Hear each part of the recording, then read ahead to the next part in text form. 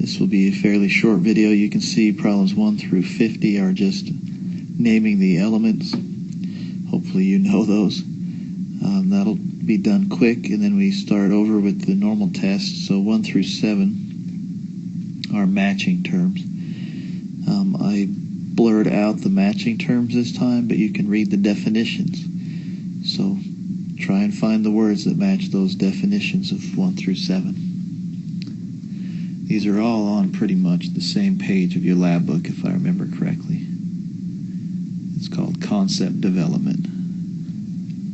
It's not very pretty, but I just put on there numbers 8 through 16 are on distinguishing between physical and chemical properties and changes.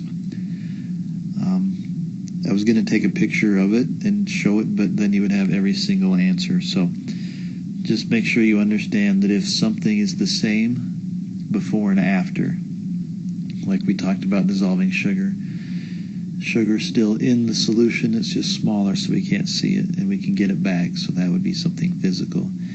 If it ever talks about a reaction like burning or rusting, anything like that, then it would be a chemical change. Alright, I've skipped around a little bit, just so you don't have all the answers in order. But this next section talks about the periodic table and using our periodic table to find the properties of elements. So I'm going to make up a number for this first set. So let's say we're going to talk about element number 25. On the test it is different, so don't memorize this.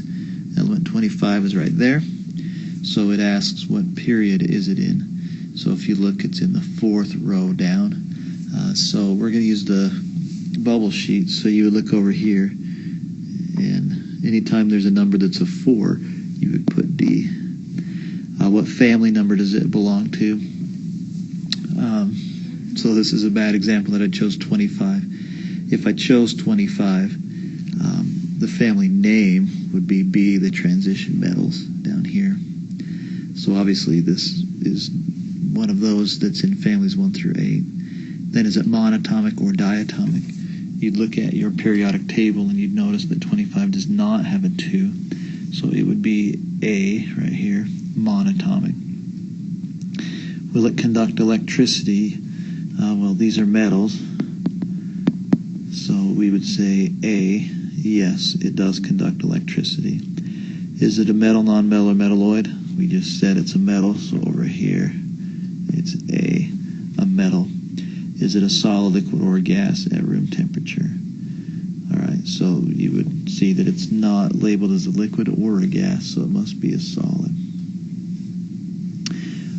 This reference sheet here on the right, it is given to you, and there's more of it, don't worry.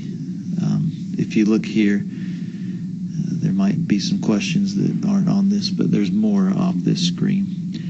Just make sure you study that and you're comfortable with how I use this sheet. Then you'll have 11 multiple choice problems on elements, compounds, and mixtures.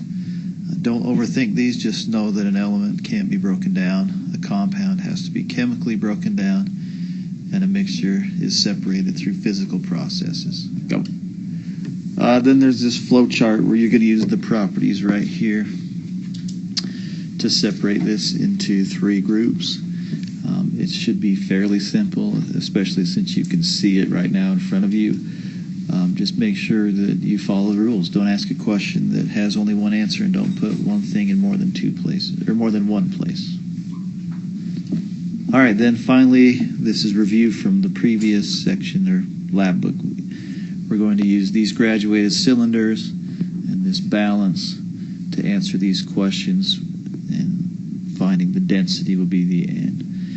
So make sure you review how to find the density of something using graduated cylinders, to find the volume, and the scale to find the mass, and that's the end of your test. So hopefully you've looked through this, looked through your notes, and you should be fantastic.